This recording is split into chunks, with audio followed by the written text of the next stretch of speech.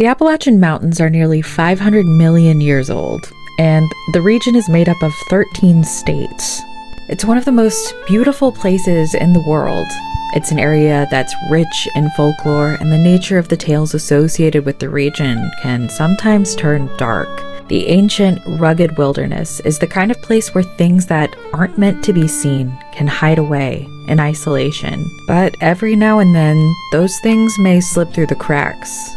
This is a compilation of videos I've made on Appalachian legends. I hope you enjoy it.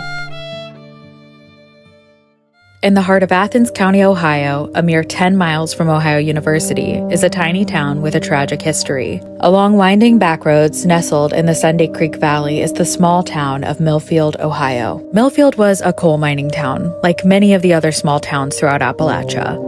On November 5, 1930, the worst mine disaster to ever occur in Ohio shook the little community. In 1930, around 1,500 people lived in Millfield, and most of them were employed by the Sunday Creek Coal Company. Those who didn't work in the mines had friends and family who did. This disaster devastated the little town. Mothers lost their sons, wives lost their husbands, and many families lost both. I don't know, you kind of get the kind of a numbness or something. It's not that you get insensitive, but you just don't. It's just hard to realize that everywhere you look around through the camp, and almost every house was touched by death.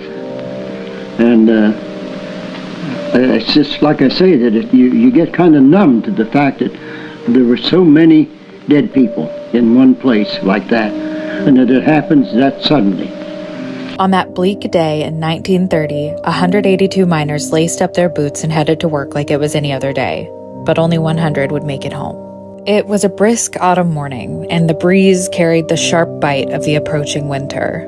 On that day, the miners were accompanied by 9 company officials preparing for a tour of Mine Number 6, which was one of the largest mines in the area, employing over 800 men. At 11:45 a.m., an explosion erupted from the back of the mine, the force of which sent grown men flying through the air.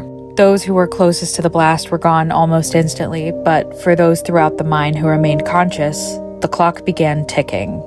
The mine was quickly filling with carbon monoxide, a colorless, odorless gas that slowly suffocates anyone who breathes it. Splintered boards acted as shrapnel, and smoke and dust billowed out of the mine as men scrambled to find the nearest escape routes. Help arrived quickly. The National Guard, doctors, and Salvation Army volunteers all arrived on site to help the survivors and to retrieve bodies of the deceased from the depths of the mine shaft. By 7:15 p.m. that same day, 78 bodies had been retrieved from the mine, as friends and family gathered amidst the chaos, hoping that they wouldn't find their loved ones amongst the dead. An entire town mourned in unison.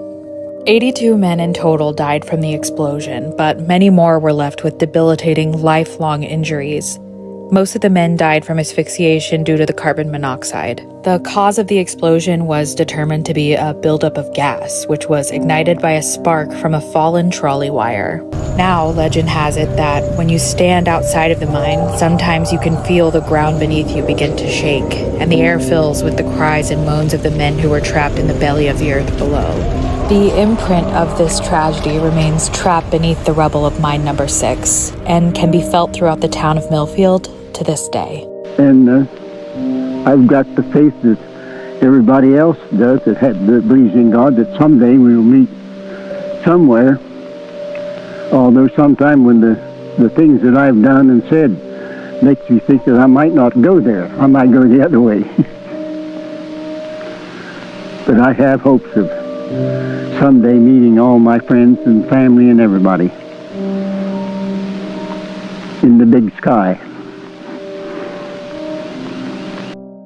In North Carolina, there's a 700-foot-long tunnel cutting through the Appalachian Mountains, and it has a horrifying history. When people enter this tunnel, they leave changed. Rattling chains fill the air, cold hands reach out from the shadows to grab onto anything that's living, and moans echo through the darkness. But sometimes, ghost stories arise from true events that are even more terrifying than the folklore that's associated with them. This is one of those stories. In 1882, the Western North Carolina Railroad Company began the development of the Cowie Rail Tunnel along the Tuckasegee River in Dillsboro, North Carolina. Prisoners were forced to do most of the labor in building the railroad. The chain gangs were brought to the site and told to dig out the tunnel and lay the tracks. They were made to stay in labor camps along the river, even in the bitter December winter. Most of the prisoners who built the railroads in the 1800s in North Carolina were black men. This is post-Civil War era North Carolina we're talking about. They were dealing with a major labor crisis after the criminalization of slavery. So as a result of the labor shortages, the North Carolina government decided to essentially criminalize blackness. In the late 1800s, black men could be arrested for almost anything, from shooting dice or smoking cigarettes in public to being unemployed. They were given extremely harsh sentences for these crimes, and the government allowed the prison systems to lease the men out for labor on plantations, mines, and of course, railroads. So yes, slavery was still very legal after it was abolished. Working on the railroads was a death sentence for many. There weren't great records kept at the time for the number of deaths of these slave laborers, but there are 150 known deaths along the western North Carolina railroads alone. This is one of those tragic stories. One of the worst stories I've ever read.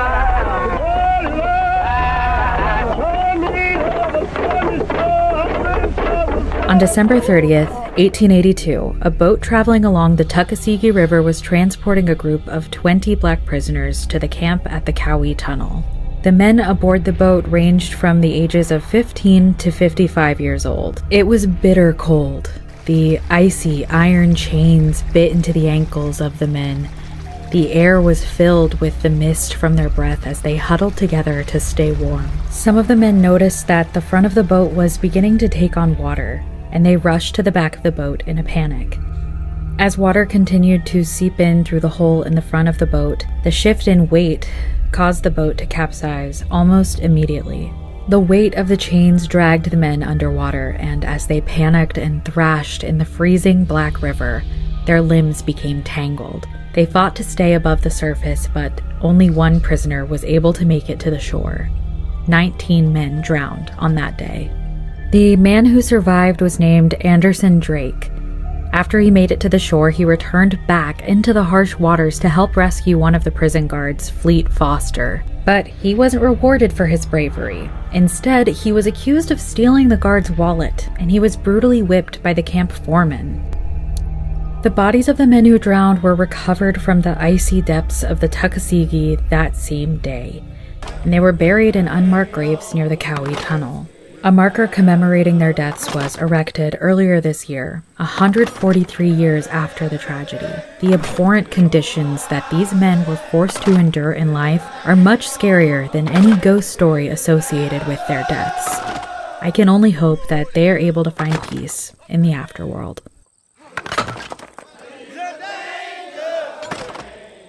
You may have heard of the real Silent Hill, the town in Pennsylvania with an underground coal fire that's been burning since 1962. But did you know there's a town in Ohio that met the same fate 78 years before the infamous blaze in Centralia began? In New Straitsville, Ohio, in Perry County, a coal fire has been raging beneath the little town since 1884. For 140 years, the coal seam has continued to burn. The fire was set during the Great Hocking Valley Coal Strike in October of 1884. The mining company cut the hourly wages of the miners, and in protest, they loaded up mine carts with logs and lit them on fire.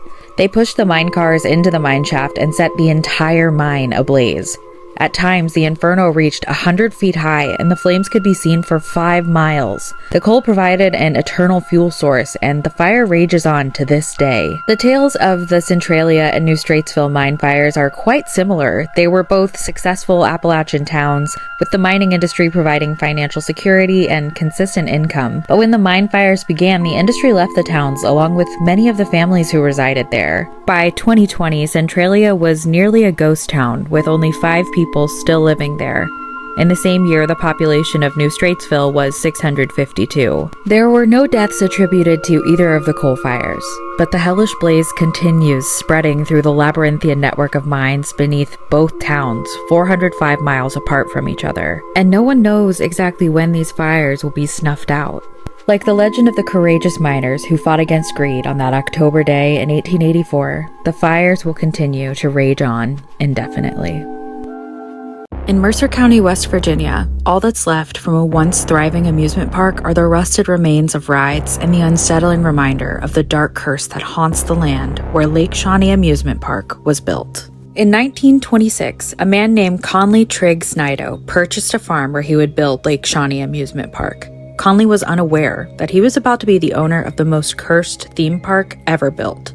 The park itself was named after the Shawnee Native American tribe, which had resided on that land until the early 1700s. Throughout the process of building the theme park, workers unearthed skeletal remains, most of which belonged to children. Along with the bones, they uncovered ancient Native American artifacts. It became very clear that they were building on sacred land. It's estimated that nearly 3,000 bodies are buried on the site. The bodies that were exhumed were indicative of a disease that causes bone deterioration. In 1282, a terrible disease killed thousands of native children in the Shawnee tribe, and it turns out the location of the brand new amusement park in Mercer County was the site where those children had been laid to rest. But this is only the beginning of the tragedies that befell this land. When Conley purchased the land from the Clay family, he was completely unaware of the horrifying tragedies that had occurred on the Clay farm. In 1775, the Clay family settled on 800 acres of land on Bluestone Creek. Mitchell Clay and his wife Phoebe had 14 children. While researching the history of this place, the details just kept getting darker and darker. Mitchell Clay obtained the land from Lieutenant John Draper, but rather than purchasing the land, he gave him a slave woman and her children in exchange for the farm. On a somewhat more positive note, after the death of Mitchell Clay, in 1812, 37 years after the exchange, the slaves were able to gain their freedom through a lawsuit regarding the purchase of the land. 8 years after settling the land on Bluestone Creek, the Clay family had established a farm and a home. In August of 1783, Mitchell sent his 2 sons, Bartley and Ezekiel, to begin building a fence around a pasture for his cattle. Mitchell was out hunting while his boys worked in the freshly harvested wheat fields, and the oldest daughter, Tabitha, was down at the creek with her younger sisters washing clothes. A group of 11 Native Americans crept up to the edge of the field and shot Bartley Clay from the tree line. The girls heard the shot from the creek, and they ran towards the safety of the house, unaware that they were heading directly towards the spot where their brother's body lay dead. Tabitha looked on in horror as a native man attempted to scalp her brother, and she rushed to protect his body from the desecration. She reached for the man's knife, but he stabbed her to death before she was able to defend herself. The mother, Phoebe Clay, cried for help as she watched the men slice the scalps from her son and daughter. 16-year-old Ezekiel Clay was captured, and the men fled from the scene of the massacre. Phoebe placed the bodies of Tabitha and Bartley in 2 beds inside of the home. She gathered her remaining children and fled from the farm. Mitchell returned home a few hours later to see that his entire family was gone, and all that remained were the disfigured bodies of his eldest children carefully placed upon their beds. Vengeance was sought by the remaining members of the Clay family, and a party of men tracked down the group of Native Americans and slaughtered them. When Mitchell learned that Ezekiel was taken to Chillicothe, Ohio, he rushed to the village to rescue his son. Tragically, only moments before Mitchell's arrival, Ezekiel had been burned at the stake. Nearly 140 years later, the site of this horrific massacre would become Lake Shawnee Amusement Park. Conley Snido owned the park from 1926 to 1967, when the park was closed after a failed health inspection. During the 40 years that Snido owned it, 2 children drowned in the pond, and a 3-year-old girl died on the swing ride when a truck backed up into the path of one of the swings. The park was then abandoned for 20 years when a former employee of the park named Gaylord White decided to purchase and reopen it in 1985. Only 3 years later, the park was closed once again. Now, mysterious and unexplainable occurrences are said to be common around the abandoned park. The swings have been observed moving on their own. A young, pale girl in a white dress has been seen wandering through the park on several occasions. The sounds of children laughing fills the air, along with the disembodied cries of a young boy. From the desecration of a sacred burial site to the massacre of 3 young settlers, it's hard to imagine a worse place to build an amusement park. Is it possible that the murder of 3 children may have also been connected to the accidental deaths of 3 children nearly 200 years later? Regardless, a darkness lingers on the land where the dilapidated remains of Lake Shawnee Amusement Park continue to decay, and an evil presence is hidden in the shadows, waiting for the next victims of its ancient curse. This footage was taken on the edge of the Hocking Hills, just north of Nelsonville, Ohio. What appears to be simply a nauseatingly winding gravel road surrounded by dense forest and deep valleys is actually the site of a tragic incident that has left a terrifying imprint on this place. It's now known as Airplane Hollow. On May 16, 1941, a terrible storm covered all of Ohio. The winds blew so fiercely that the nearby family barely heard the sound of the airplane quickly approaching. Within the twin-motored Army plane were 5 soldiers who were from a squadron out of Barksdale Field, Louisiana. The plane was on its way to Cleveland, and as the brutal winds and torrential rain battered the small plane, the pilot decided to perform an emergency landing in a nearby field.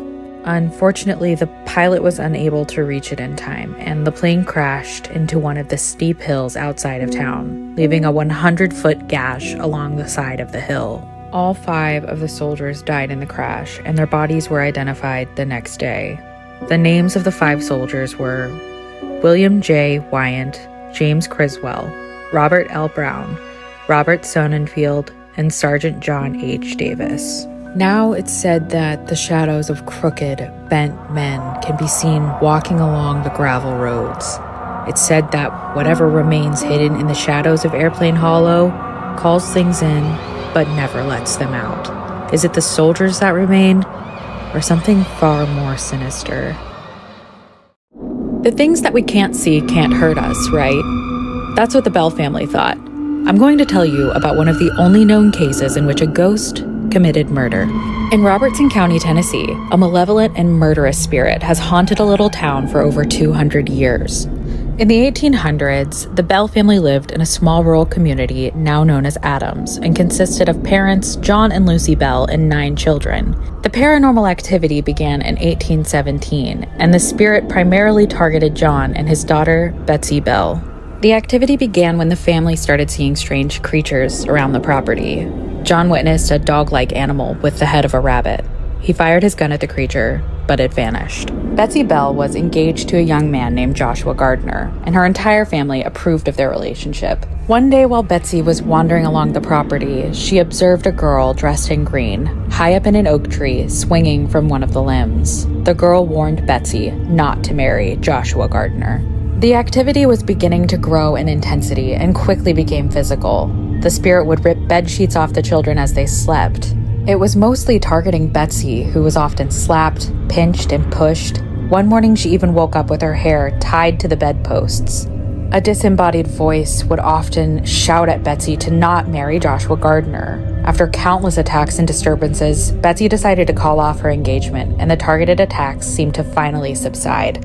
The Bell family also had a number of slaves working on the property. One of the slaves named Dean stated that in the evenings, a large black dog would follow him around the farm. Sometimes the dog would even appear without a head. There are 2 details in this story so far that give me pause. One is the woman dressed in green, the other is the sighting of a black dog. Both of these things are associated with the devil. The color green historically was the color worn by Satan, and it was symbolic of unholy things. And as many people know, black dogs are also often perceived as satanic, relating to hellhounds and often associated with being harbingers of death and evil. As time went by, the activity became extremely unsettling.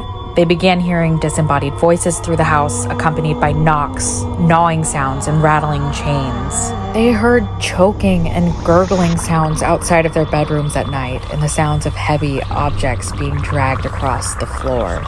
The Bell family's slaves were also targets of the abuse and torment from the wicked spirit.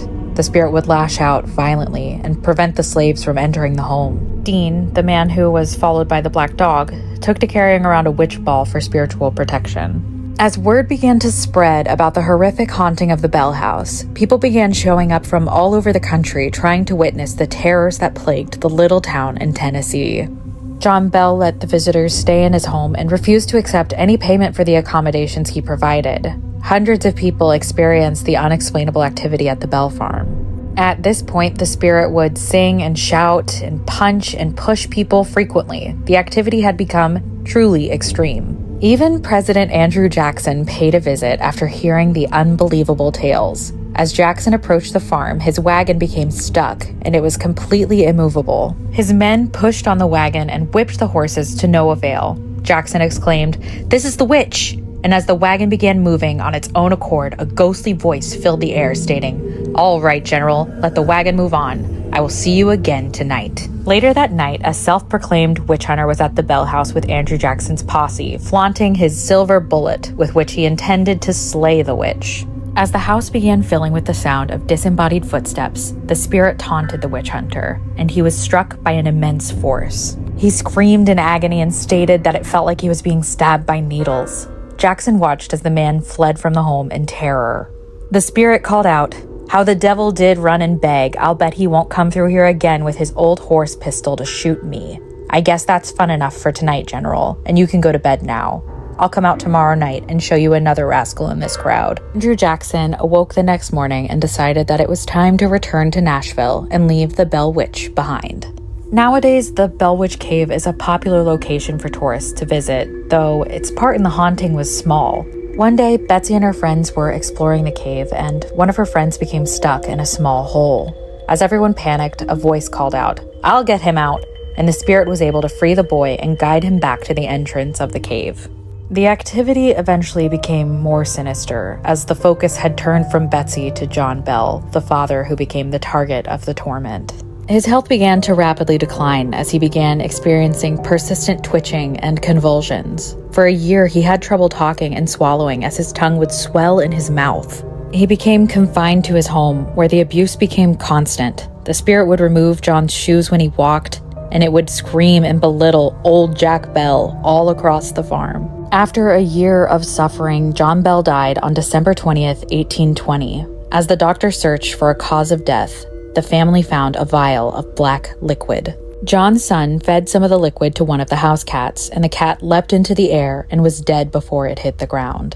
A voice filled the home stating, "I gave old Jack a big dose of that last night, which fixed him."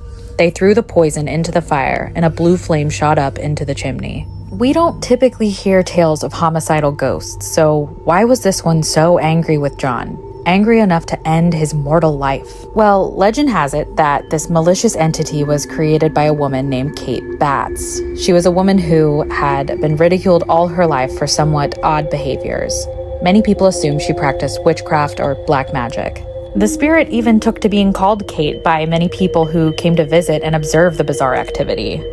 Kate Batts, her husband, and her 5 kids lived on the farm next door to the Bell family. She was notoriously strong and large. Her husband had been injured and was left paralyzed, which meant Kate had to do most of the labor on the farm by herself. Kate was also loud and eccentric. Everyone in town knew her for her big personality and her odd behaviors.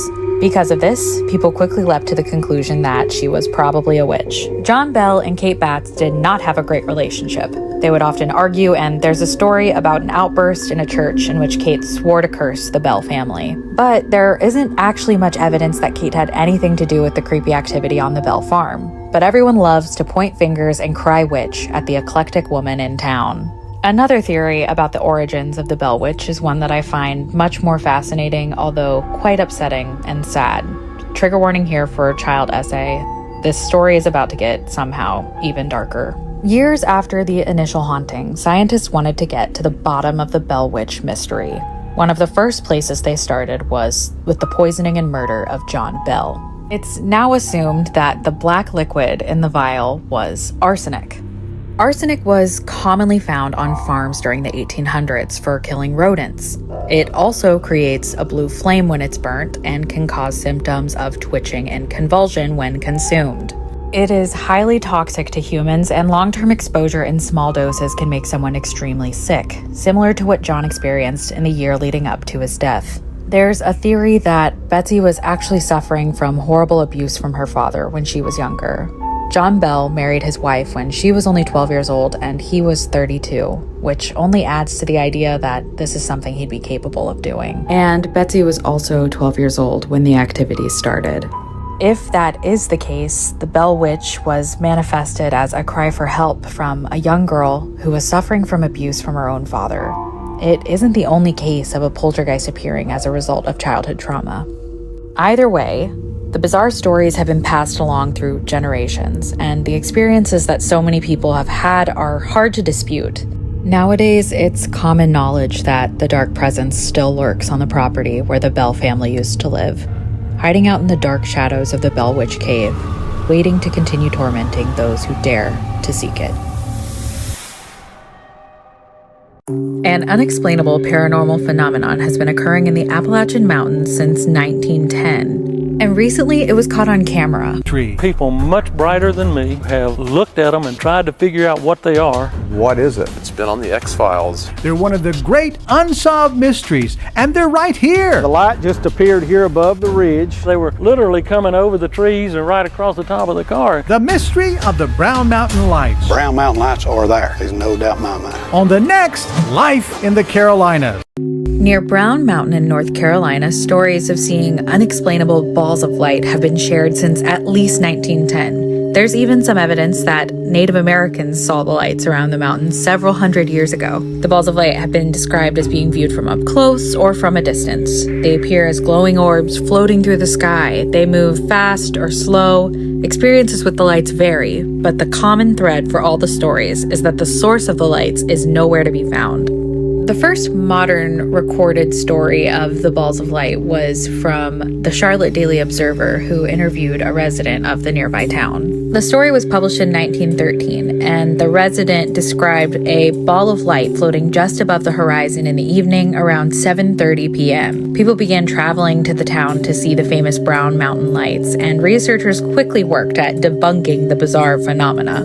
The first thorough investigation of the lights was in 1922 by a member of the U.S. Geologic Survey named George R. Mansfield. By the end of his study, he had decided that the lights were from cars, brush fires, and a train. But the people near Brown Mountain continued seeing the balls of light on the horizon. Researchers at Appalachian State University have set up cameras to monitor for the lights, and they caught some wild evidence.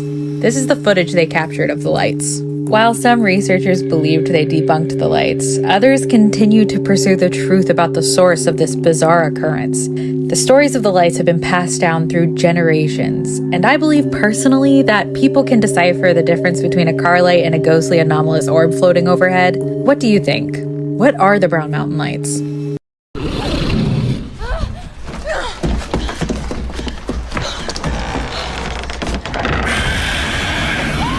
In 1698, in the heart of St. Mary's County, Maryland, the people of Leonardtown were suffering from a frightful plague of influenza that was killing off many of the townspeople. The winter was harsh and brutal, unlike any they'd ever lived through. Those not dying of illness were dying of starvation as their livestock froze to death in the bitter cold. Unfortunately, 1698 was also the peak of what is known as the Maryland witch trials. Similar to the trials of Salem, this was a time period in which puritanical settlers would execute women for committing acts of witchcraft and sorcery. In reality, the women were slandered and murdered by superstitious weirdos, and there was no validity behind the claims of witchcraft.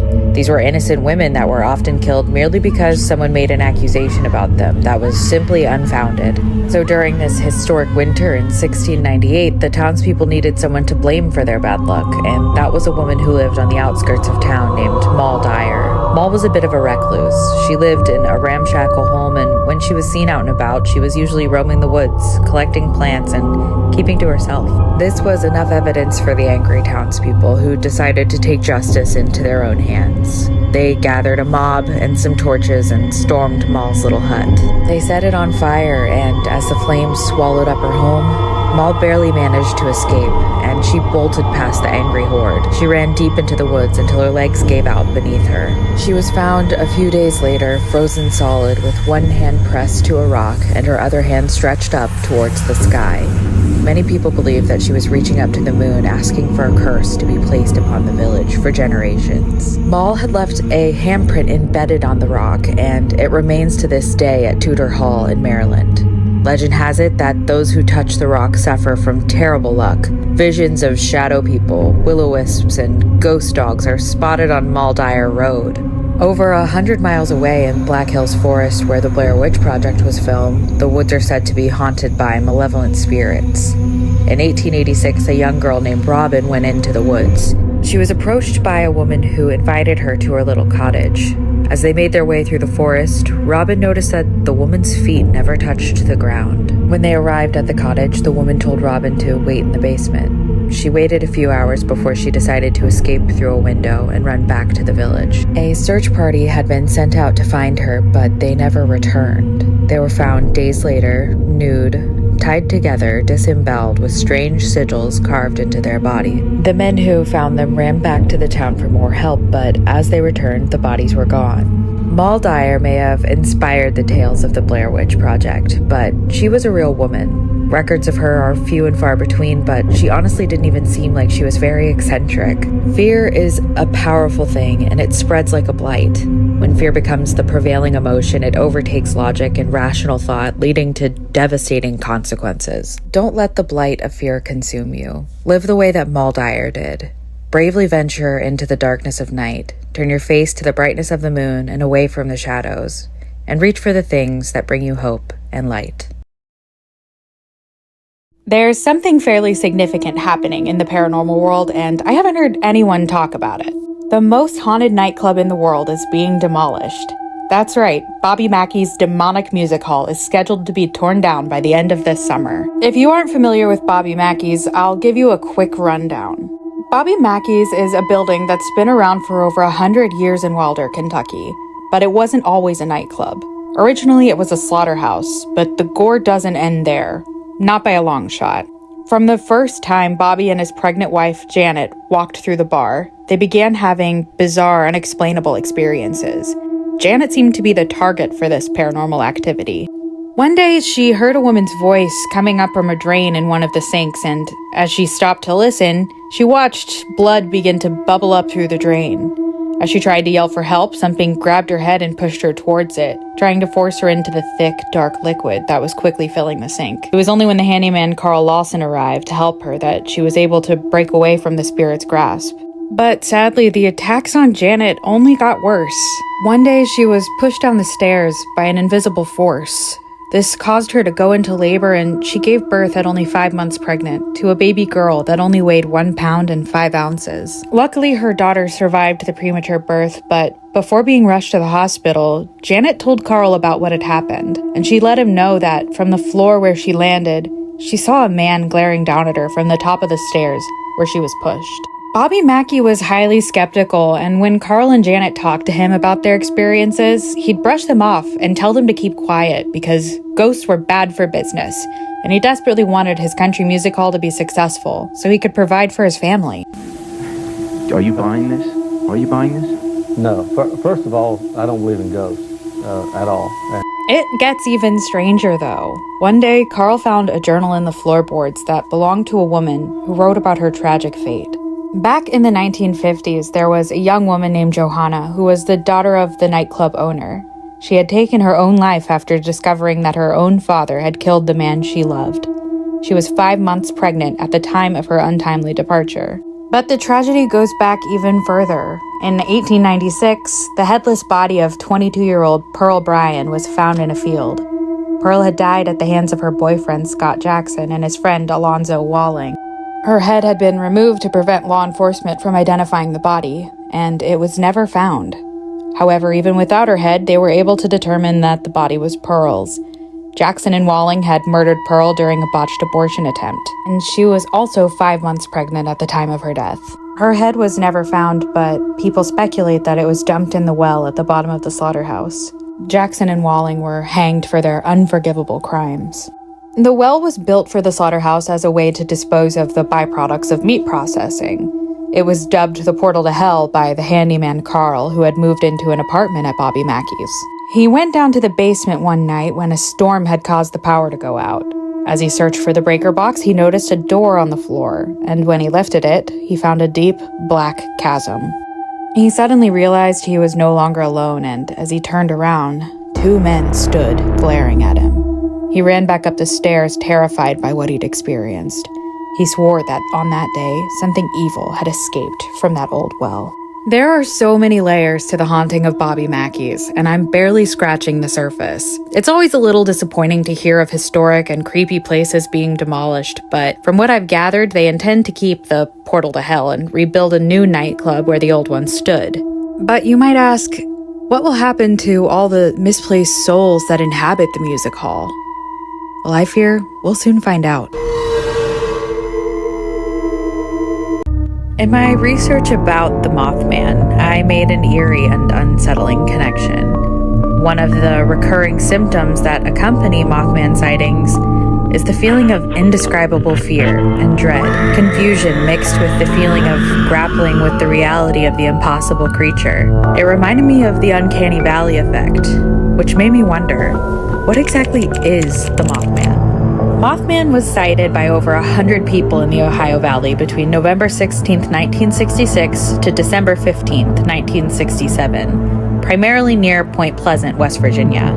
All of the people who witnessed the bizarre creature described similar features and behaviors. Mothman was described as humanoid in stature, gray, around 7 feet tall, with a wingspan of at least 10 feet. And one of the most remarkable characteristics was its huge, glowing red eyes. The details of its face were always difficult to discern. Those who witnessed the Mothman tried to rationalize what they saw in any way they possibly could, but all of the sightings were accompanied by a deep sense of pure, unadulterated terror. The first known encounter with Mothman was on November 15, 1966, when two couples were driving near an abandoned TNT manufacturing facility that had been established during World War II. By 1966, it was mostly a hangout spot for local teens. The car was driven by a man named Roger Scarberry, and in tow were his wife Linda and their two friends Steve and Mary Mallett. As they drove past the TNT factory, two large, glowing red orbs appeared in the headlights, and they could make out what appeared to be a figure that was at least 7 feet tall with wings folded behind its back. As the car approached the creature, it bolted upward, taking flight, but it didn't flap its wings. That's another thing that's mentioned in all of the sightings. The creature could fly incredibly fast, but it never flapped its wings. Another encounter with the Mothman was had by a resident of Point Pleasant named Connie Carpenter, who stated that as she drove home from church, the massive winged humanoid flew directly at her car, nearly causing her to crash. Many other people shared this experience, getting chased in their cars by the dark flying creature. There are a ton of stories about people witnessing the Mothman, and they all share the same details, including the fact that they hope to never see it again. These bizarre encounters along the Ohio River were also accompanied by UFO activity and strange men dressed in black clothing. The high strangeness surrounding Mothman deserves its own separate video, so let me know in the comments if you want a part 2. The Mothman sightings ended after December of 1967, when a terrible disaster shook the little city to its core. On December 15th, the Silver Bridge that crosses the Ohio River and connects Point Pleasant to Gallipolis, Ohio, collapsed during rush hour traffic, resulting in the deaths of 46 people. Point Pleasant is a small, close-knit community, and everyone in the area was directly impacted by this loss. The cause of the collapse was determined to be a failure of the suspension chains. After the disaster, Mothman sightings diminished, along with all the other bizarre activity. Many people theorize how Mothman could be connected to the collapse, but I'll let you decide. Mothman is a beloved part of West Virginia folklore, and one of the most amazing festivals is quickly approaching. September 21st is the start of the annual Mothman Festival in Point Pleasant, West Virginia, where people come together and celebrate one of the most beloved cryptids in Appalachia. Every ghost town has its own spooky lore. Moonville is, of course, no exception. The Moonville Tunnel, located in Vinton County, Ohio, is nearly all that remains of an abandoned town that has been swallowed up by Appalachian wilderness. In its prime, Moonville was mostly a mining town, and the majority of people who lived there worked at the nearby Hope Iron Furnace in the 1800s. An all-too familiar theme occurs in most resource-rich areas. Business booms and mining yields a large profit, but the resources are extracted until there's nothing left. And then, with the death of the industry, begins a mass exodus of the townspeople as well, seeking new work and new places. I know it's not quite as exciting as the classic ghost town story of everyone died from smallpox, which is also a rumor associated with the empty town. The Moonville Tunnel was a railway used to transport coal, but now all that remains is the gaping stone passage surrounded by old wooden electric posts. And, of course, several ghosts. One of the most common sightings in the tunnel is a glowing ball of light thought to be a lantern. This lantern likely belongs to a train engineer named Frank Lawhead. He met his terrible fate one November night in 1880 when the train he was driving collided with another. He died on the tracks of the tunnel, and he wanders the tunnel still, his lantern swaying back and forth, illuminating the pitch-black night. Another common encounter is the smell of lavender, accompanied by the visage of a woman dressed in white wandering through the woods. She's known simply as the Lavender Woman. It's not uncommon to hear the screeching of brakes or the whistle of a train cutting through the misty night air, though no trains have traveled through the tunnel in decades. A final soul that remains in Moonville was a man named Baldy Keaton. He was the infamous town drunk. One night he wandered the inky black woods on his way home after a drunken brawl. A man was walking to work when he came across a whiskey bottle along the tracks. The passerby was startled when a man yelled, "That's mine!" But as he turned to run away, all that he found was the bloody body of Baldy, lying on the train tracks. He's now known to throw rocks and shout at people who dare to enter the tunnel. The tracks themselves are gone now, but the tunnel remains, a misplaced, gargantuan structure in the middle of a beautifully dense Zaleski forest. A nearby cemetery houses the remaining bodies of the townspeople in their eternal slumber, but many souls still lurk in the shadows of the forgotten town of Moonville. This is the story of how a woman came back from the dead to solve her own murder in the only known court case in history that included testimony from a ghost. In 1896, in Greenbrier County, West Virginia, a woman named Zona Heaster met a blacksmith named Erasmus Stribling Trout Shoe, who she quickly fell in love with. In their whirlwind romance, they decided to elope that same year. Only 3 months later, Zona was found dead in her home. On the morning of her death in January of 1897, Mr. Shoe left his blacksmith shop and went to a nearby house to ask the neighbor boy to go check on Zona. When the boy arrived at the house, he found Zona's corpse on the floor. A doctor was quickly called to try to resuscitate her, but when he wasn't able to bring her back, her husband asked that he perform no further examinations.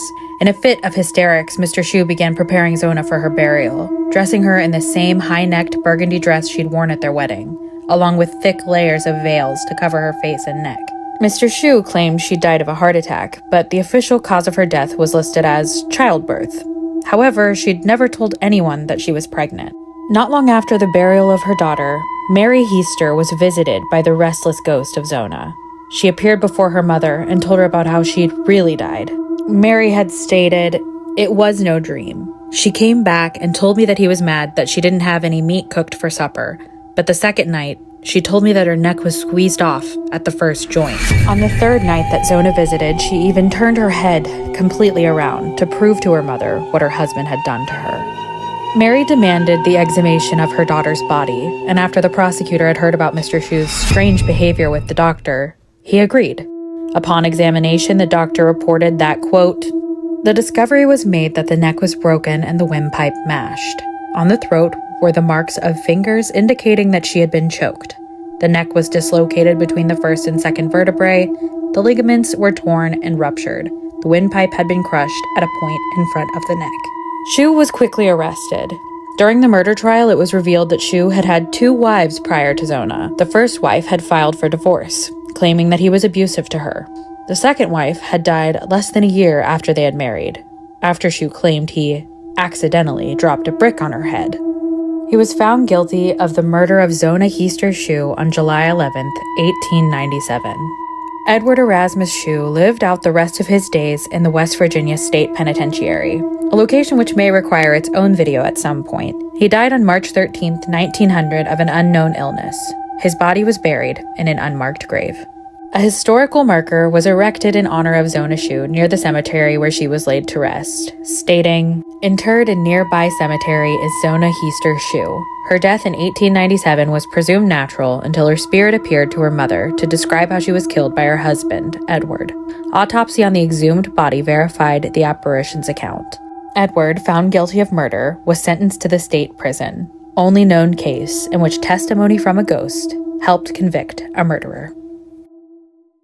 Lobotomies, electroshock therapy, stains from rotting bodies, and secret cemeteries. When considering all of the events that could lead to a haunting, this place checks all of the boxes. The Athens Lunatic Asylum, now known as the Ridges, is one of the most sinister locations I've ever encountered. It opened in 1874 and was meant to be a haven for the mentally ill, with a focus on moral treatment and ecotherapy. But whatever the mode of treatment, it's essential that it be supplemented by an atmosphere of security and calm.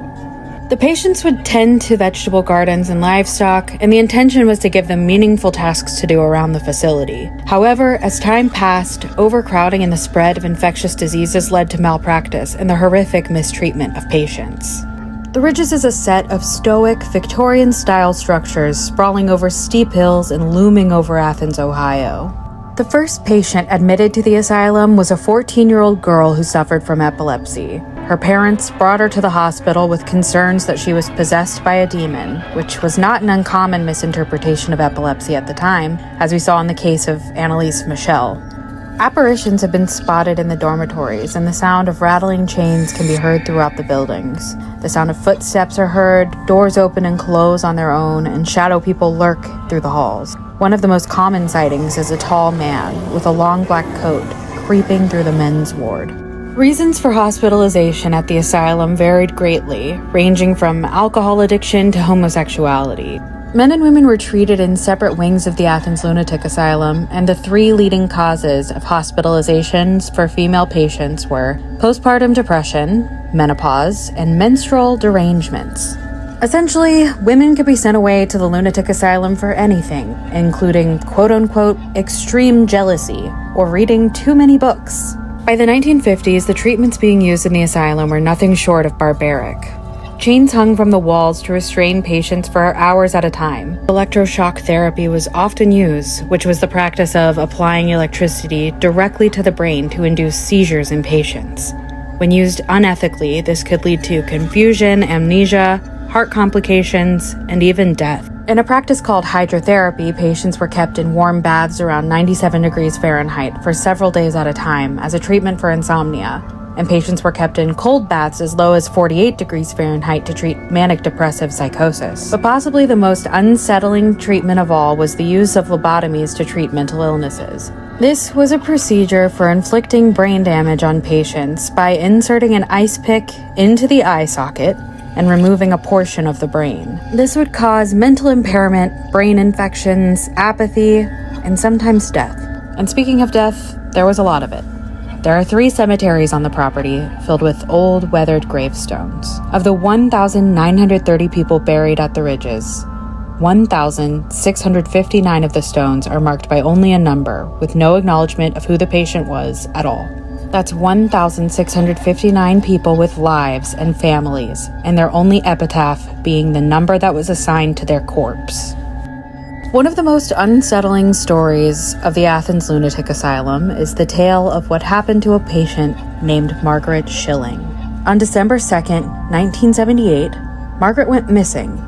Nurses searched the facility high and low, trying to find her to no avail. The search eventually ended until a month later when the smell of rot and decay led a nurse to the locked door of a room on one of the top floors of Building 20. This is where they found Margaret's naked body, in the late stages of decomposition, positioned where the sun shone in through the windows. Her clothes neatly folded on a chair by the door. The room was unfinished, and the heat from the rest of the building couldn't reach it. Margaret likely died from exposure to the bitter winter. Her body left behind a corporeal stain on the floor. Over the years, many attempts were made to paint over it, but it always seeps back through. The imprint of Margaret remains to this day, and she's been spotted peering out the window on the top floor of Building 20. Today, many of the buildings still stand, though some have been demolished, such as the ward for tuberculosis patients. Most of the buildings have been converted to spaces for use by Ohio University, but the bodies and souls of many of the patients remain as well, seeking peace in the afterlife. This is the true story of one of the most haunted places in Ohio. This story begins with a man named Jonathan Coons. Coons was born in Pennsylvania, but he relocated to Mount Nebo in Athens County, Ohio in the 1850s.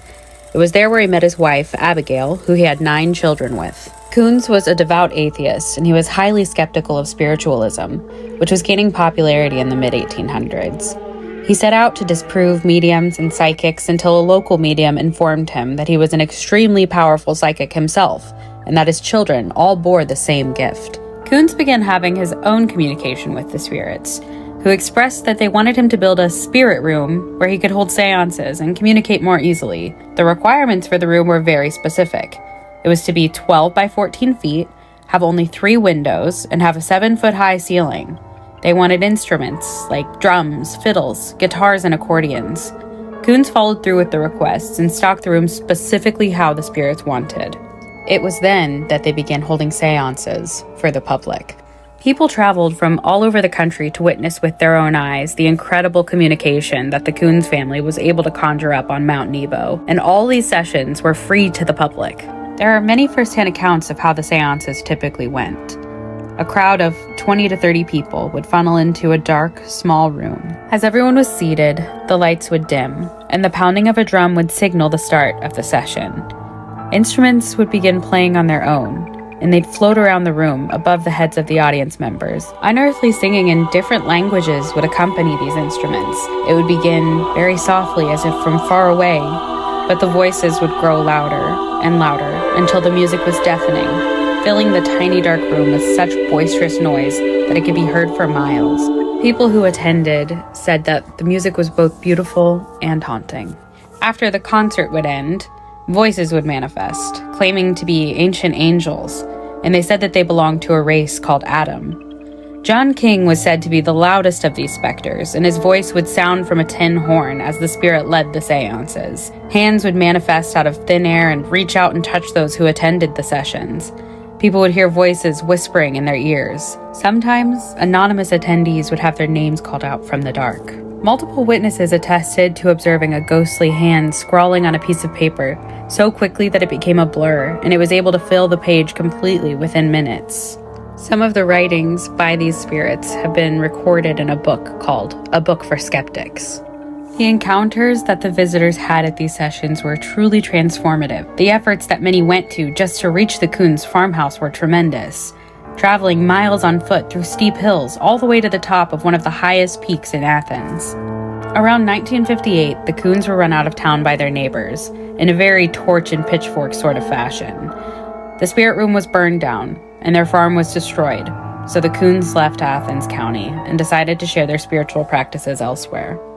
Mount Nebo remains a hotbed for paranormal activity to this day, and although the spirit room was destroyed, the veil remains thin in the dark forest where it once stood, thanks to the hundreds of seances performed by the Coons family in the 1850s.